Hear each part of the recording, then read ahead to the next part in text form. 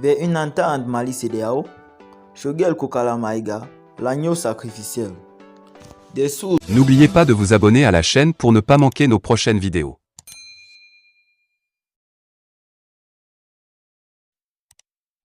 Tous rassurent que les jours de Kokala Choguel Maïga à la primature sont désormais comptés. D'autant plus que la communauté économique des États de l'Afrique de l'Ouest, CEDEAO, sur le point d'assouplir l'embargo décrété contre le Mali, est en revanche intransigeante sur la nomination du nouveau Premier ministre Appolique à la tête du gouvernement des consensus, engagé prioritairement pour la tenue des élections de sortie de crise.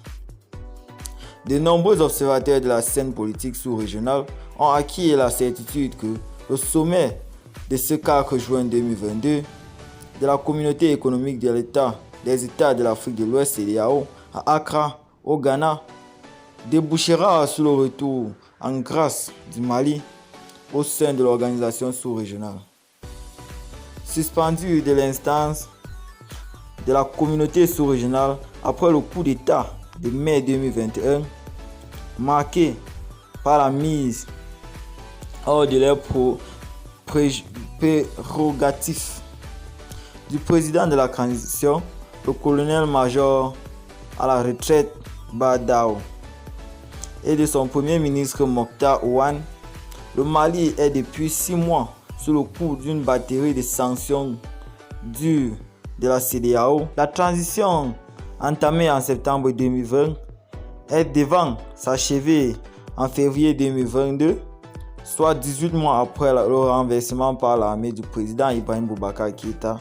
Le 18 août 2020, la CEDEAO pressait les autorités de lui communiquer un chronogramme pour la tenue des élections de fin de transition, expliquant qu'un tel régime n'a pas de vocation à s'en tenir au pouvoir.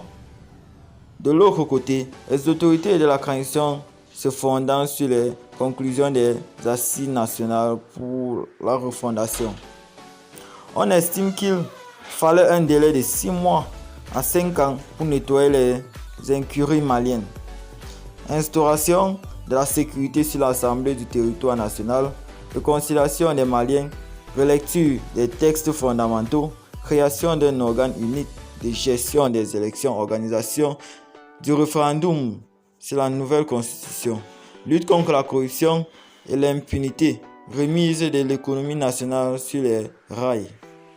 En un mot, de remettre le pays sur ses 2 pieds avant de la transmettre le témoin au nouveau président démocratiquement élu. Des ambitions sont toutes herculéennes. Avec 2 grilles de lecture dans la situation diamétralement opposées, ce qui devait arriver arrivera.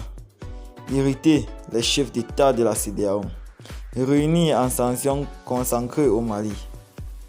Le 9 janvier courant, on plantait la banderole fermeture des frontières aériennes et terrestres du Mali avec les États membres de la CEDEAO, excepté la Guinée-Conakry, interdiction de voyage, de gel et des avoirs de l'étranger pour le Premier ministre, des membres du gouvernement et du Conseil national de la transition, gel des avoirs du Mali dans les banques centrales, gel des transactions du Mali, etc.